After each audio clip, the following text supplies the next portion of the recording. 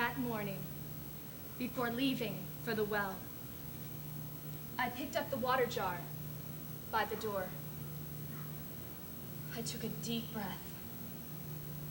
Outside, I would have to face the whispers and leave behind me the man that I was presently living with. Why did I keep making the same mistake over and over? Once I stepped outside, I kept my eyes to the ground, lest I accidentally make eye contact with one of the women standing outside. They despised me. Was it my fault that men found me attractive? That they enjoyed my company? After about 15 minutes walking in the hot sun, I was more than ready to draw some water, have a deep drink. I rounded a corner and stopped in my tracks. A man stood by the well, and from the looks of him, he was a Jew. Now, what should I do?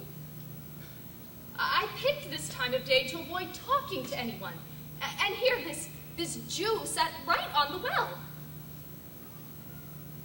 What if some of the women happened by, saw me alone with the man? There would be no end to the conclusions they draw.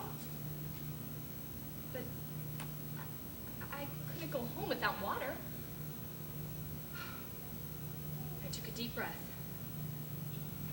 and strode to the well, as if the Jew wasn't even there. I managed to steal a glance. He looked tired.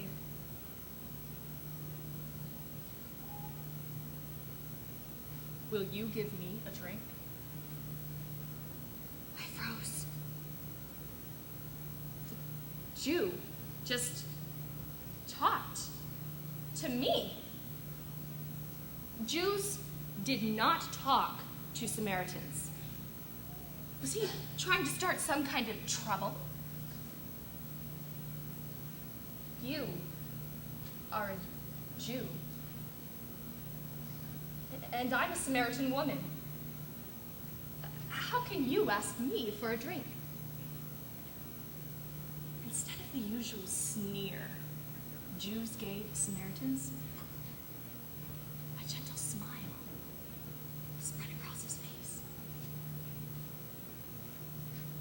If you knew the gift of God and who it is that asks you for a drink, you would have asked him, and he would have given you living water.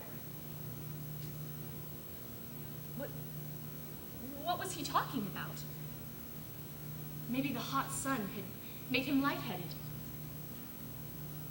Sir, you have nothing to draw with, and the well is deep.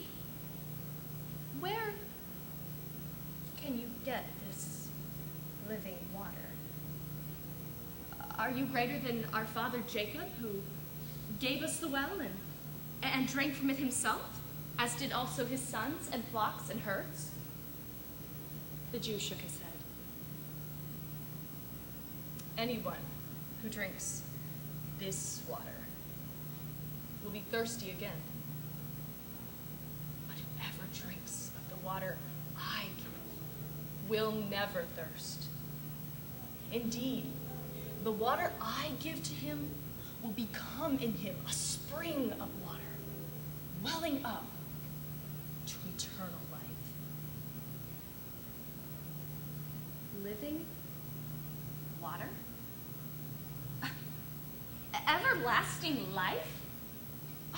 Surely the sun had made him mad. But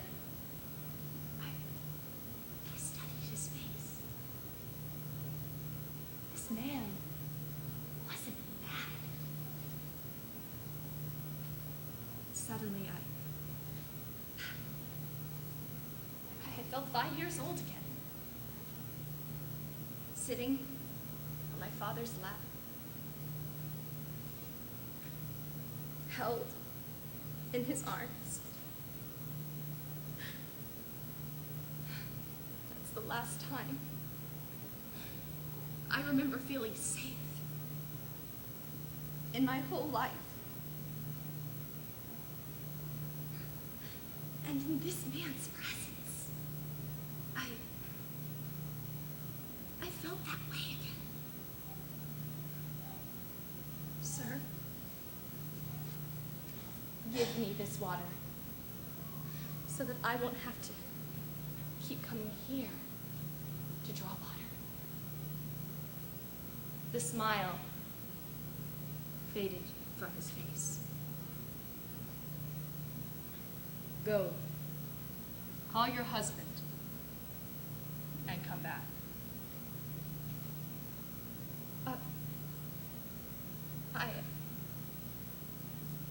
I have no husband.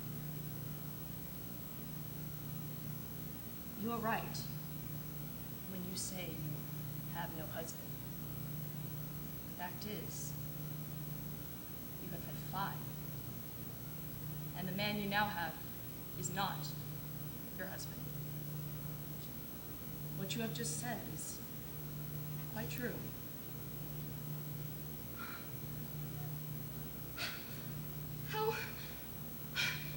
How could he know this about me?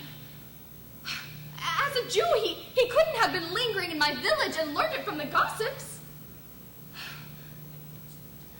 I tried to steady my shaking knees. There was only one way this Jew could know. Sir, I can see you are a prophet. Our fathers worshipped on this mountain. But you Jews claim the place where we must worship is in Jerusalem. He smiled at me, like my father used to, when I learned some small thing he tried to teach me. Believe me, woman, a time is coming when you will worship the Father neither on this mountain nor in Jerusalem. You Samaritans worship what you do not know. We worship what we do know, for salvation is from the Jews. Yet a time is coming, and has now come, when the true worshipers will worship the Father in spirit and in truth. For they are the kind of worshipers the Father seeks. God is spirit, and his worshipers must worship him in spirit and in truth. I held my breath. Did he mean what I thought he meant? I know that Messiah, called Christ, is coming. When he comes, he will explain everything to us. He held my eyes for a moment. I who speak to you am he.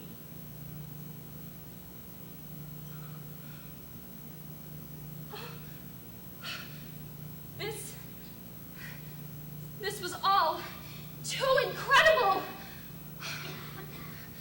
The hope of centuries claimed he stood before me. Surely he was jesting with me. No, he knew about the other men, and how could I explain how I felt in his presence? Part of me felt afraid, very afraid.